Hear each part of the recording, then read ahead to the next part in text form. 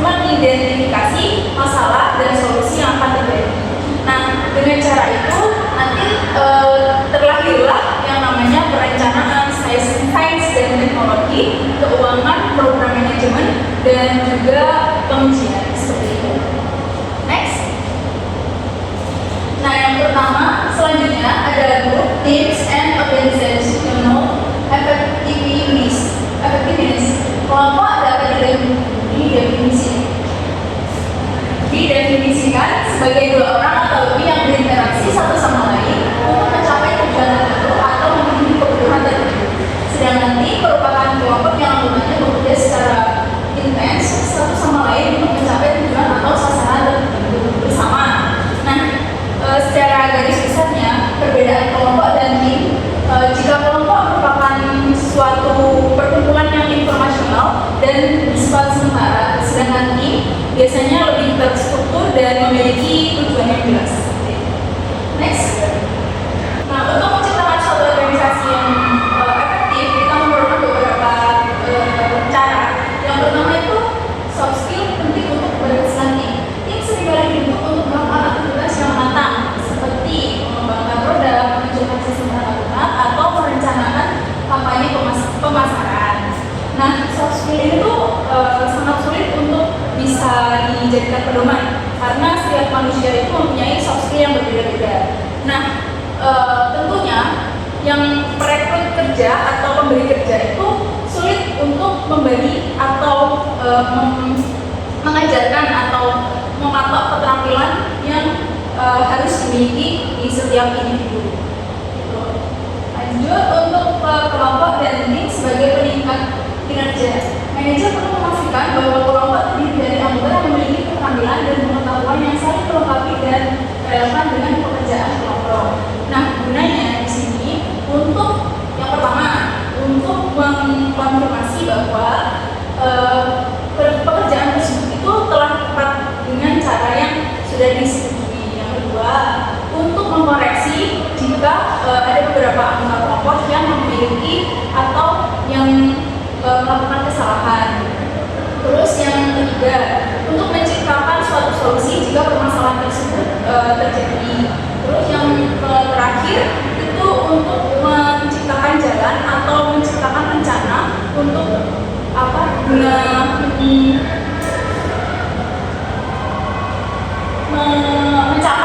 mencapai tujuan suatu organisasi tersebut. Nah, selanjutnya ada kelompok tim dan responsivitas terhadap pelanggan. Responsivitas terhadap pelanggan seringkali membutuhkan berbagai keterampilan dan keahlian yang ditemukan di berbagai departemen dan di berbagai tingkatan dalam hierarki organisasi. Contohnya di sini pada bagian organisasi manufaktur, di mana kebutuhan konsumen tersebut bisa dipertimbangkan dengan cara pemerolehan produk tersebut. Kita perlu mempertimbangkan bagaimana cara pemerolehan bahan baku, tenaga kerja, atau biasa disebut dengan biaya produksinya. Seperti itu. Next. Nah, di sini ada kontribusi untuk organisasi yang efektif. Yang warna biru ini merupakan grup atau tim. Itu nanti bisa dengan cara yang pertama enhance performance atau peningkatan kinerja. Yang kedua increase responsif, itu tadi respon terhadap pelanggan. Yang ketiga increase innovation itu peningkatan inovasi, dan yang terakhir itu ada peningkatan motivasi. Di mana nanti jika keempat-empatnya ini bisa dijalankan di suatu organisasi, bisa mendapatkan competitive advantage atau keuntungan yang kompetitif bagi perusahaan tersebut. Next. Nah, selanjutnya ada tim dan inovasi. Para manajer dapat lebih mendorong inovasi dengan menciptakan tim yang terdiri dari individu yang beragam yang bersama-sama memiliki pengetahuan relevan dengan jenis inovasi tertentu. Nah, di sini manajer tidak hanya berhak untuk mengatur atau mengawasi saja, melainkan memberi pembinaan, memberi pencerahan, memberikan gambaran, dan memberikan pelayanan atau memberikan sebuah apa sih yang dibutuhkan buat tim tersebut, seperti itu. Nah, selanjutnya ada kelompok dan tim sebagai motivator. Pembentukan tim dalam mencapai tujuan mengalami intensitas interaksi yang lebih tinggi dalam tim. Akibatnya anggota tim cenderung lebih puas daripada mereka bekerja sendiri. Contoh nyatanya di sini, jika kita memiliki teman yang malas, maka kita akan ikut kelas. Tapi berbeda jika kita memiliki teman yang memiliki semangat untuk berjuang atau semangat untuk belajarnya tinggi. Jadi kita nanti bisa termotivasi untuk bisa seperti teman kita itu, seperti itu. Jadi bisa digarisbawahi bahwa energi seseorang itu berpengaruh pada kita pribadi, gitu. Energi lingkungan kita berpengaruh pada kita pribadi. Bisa kembali ke slide awal yang soft skill. Oke, untuk yang soft skill ini itu karena sering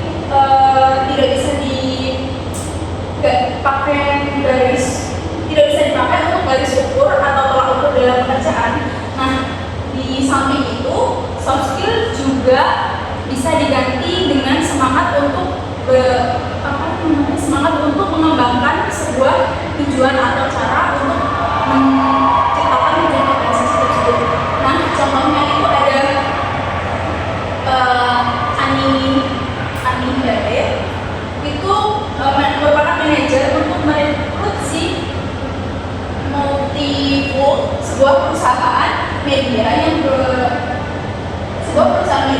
berfokus pada investasi.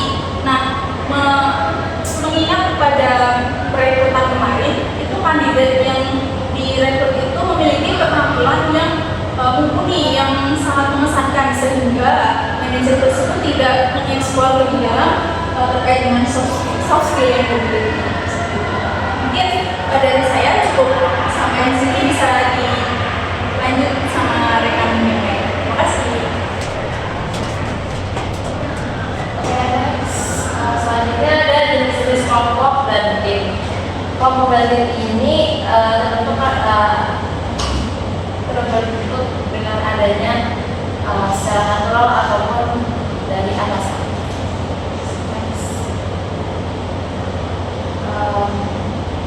Jenis-jenis kelompok dan tim. Yang pertama ada tim manajemen puncak. Tim manajemen puncak ini biasanya ketika ada di perusahaan itu berada pada manajer, kemudian direktur dan lain sebagainya. Nah, apa sih sebenarnya fungsi dari tim manajemen puncak ini? Tim manajemen puncak ini yang mengatur jalannya seperti jalan perusahaan, kemudian menetapkan peraturan dan lain sebagainya, dan juga memutuskan bagaimana berjalannya seperti proyek-proyek untuk klien. Kemudian yang kedua ada tim penelitian dan pengembangan. Tim penelitian dan pengembangan ini dari sini ada manajer yang memilih anggota tim penelitian dan pengembangan atau R&D berdasarkan keahlian dan pengalaman yang mereka di bidang tertentu.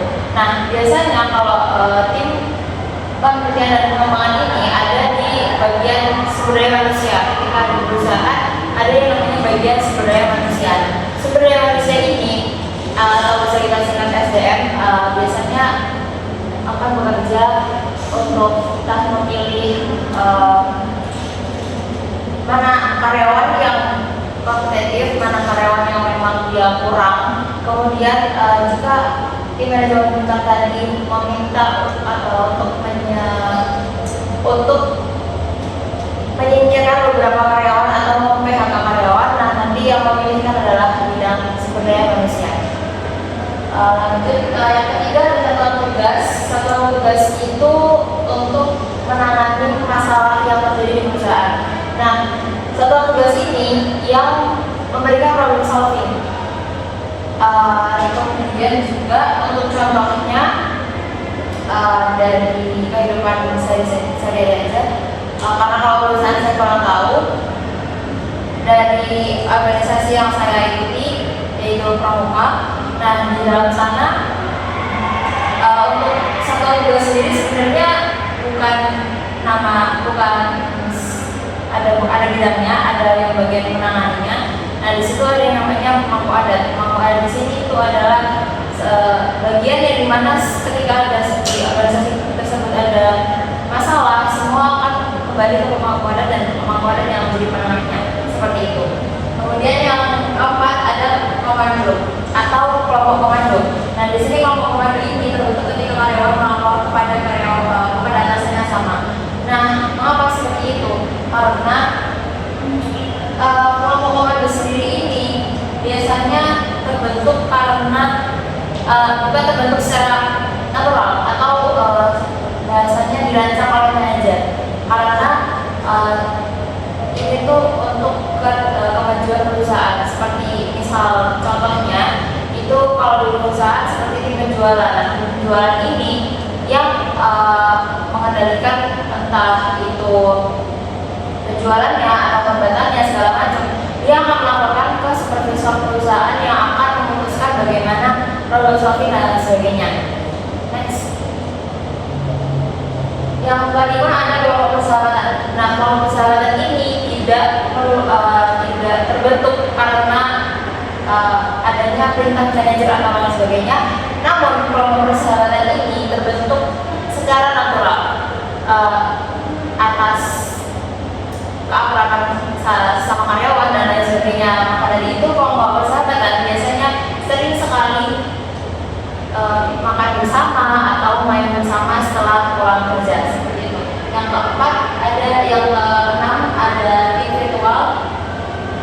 Tim virtualnya ini biasanya kalau untuk zaman sekarang itu seperti freelance.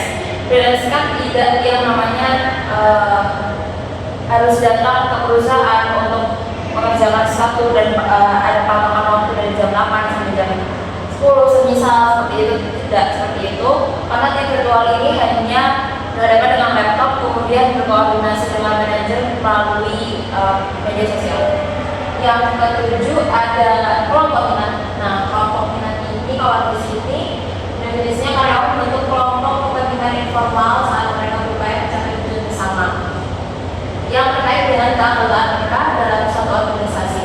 Nah, kelompok minat ini biasanya terbentuk ketika ada sebuah keadaan darurat, semisal entah ada hambatan yang membuat memang harus dibentuk tim agar masalah ini cepat selesai.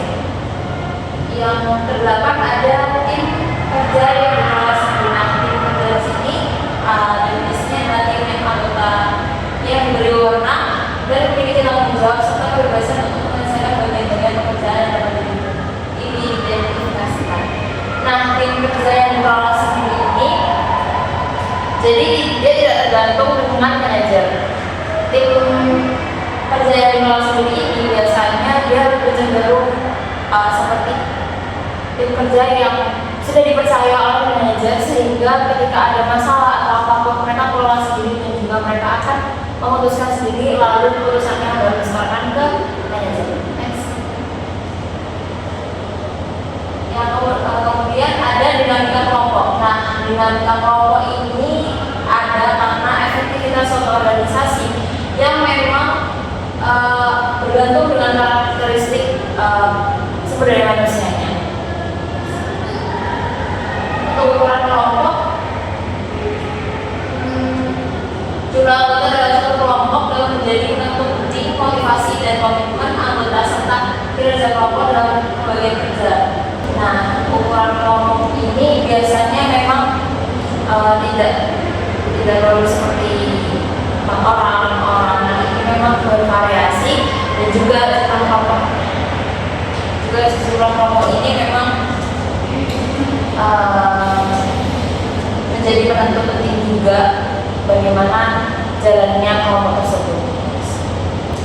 Kemudian ada tugas kelompok. Nah, tugas kelompok ini isinya adalah ketika satu kelompok itu memiliki satu orang yang sangat berpengaruh bagi kelompok tersebut yang akan menentukan bagaimana jalannya kelompok itu untuk kedepannya.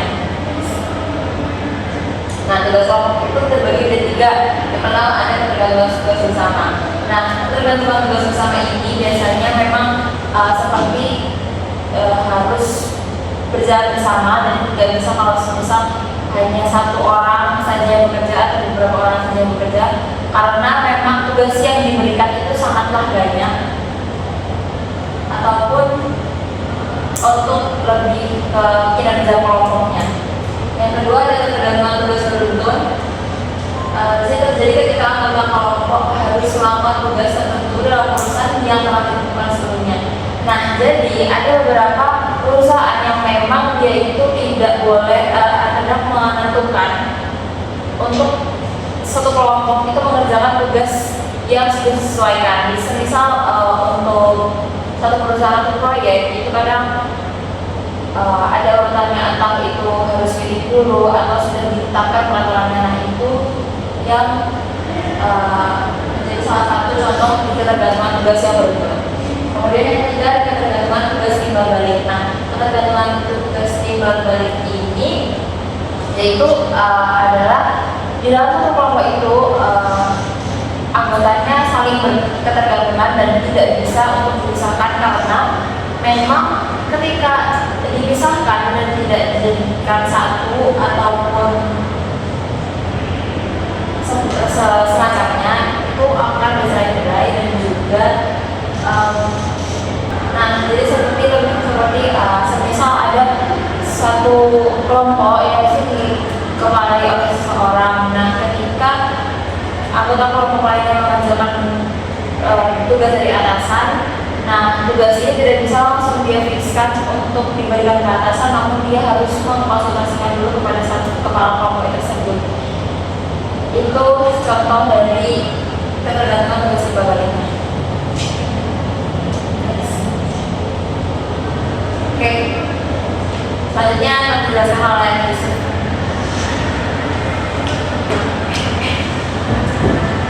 Baik, di sini saya akan menjelaskan peran kelompok.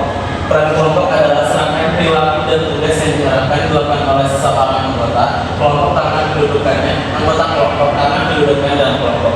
Nah, biasanya itu setiap anggota yang biasanya harus memiliki tugas dan tanggung jawab di mana untuk menyelesaikan tugasnya bertujuan untuk tercapai itu. Peran kelompok ini sangat penting karena di setiap anggota biasanya peran kelompok ini sangat penting karena untuk membantu anggota dalam mengerjakan tugas dan bagaimana juga cara anggota bekerjasama dengan anggota lainnya. Contoh peran kelompok itu kayak dalam setiap kelompok itu perannya yang pertama ada ketua kelompok. Ketua kelompok itu pastinya memimpin diskusi kelompok, terus memberikan tugas-tugas kelompok, terus dan juga bertanggung jawab terhadap memberikan hal-hal itu kepada anggota-anggota kelompok. Terus juga ada peran kelompok itu ada sekretaris. Sekretaris itu juga mencatat hal-hal yang didiskusikan dalam dipimpin oleh ketua kelompok, kayak seperti notu leksi. Nah, terus membuat surat-suratan.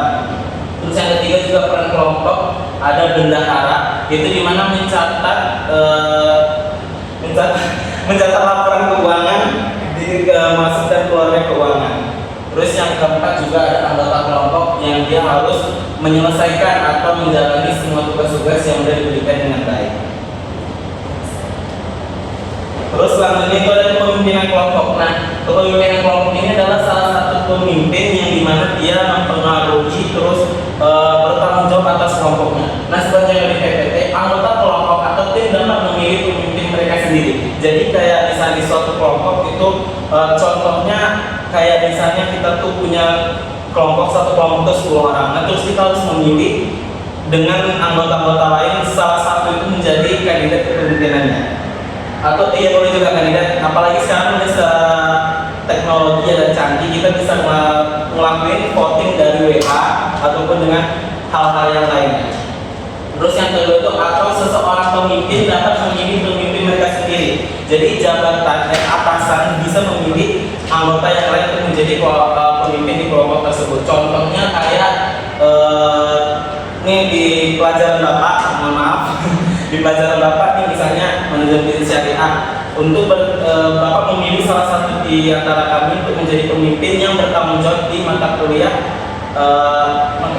manajemen bisnis syariah itu. Terus yang ketiga, seseorang pemimpin dapat muncul secara alami saat anggota kelompok bekerja sama untuk mencapai tujuan kelompok. Jadi pemimpin ini muncul secara alami itu seandainya kita punya kelompok belum ada pemimpin, tapi dia sudah kayak menunjukkan dirinya itu kayak dia mengatur, mengarahi dan mempengaruhi semua hal itu, dan itu pasti kita berpikir bahwa dia itu yang bagus jadi pemimpin.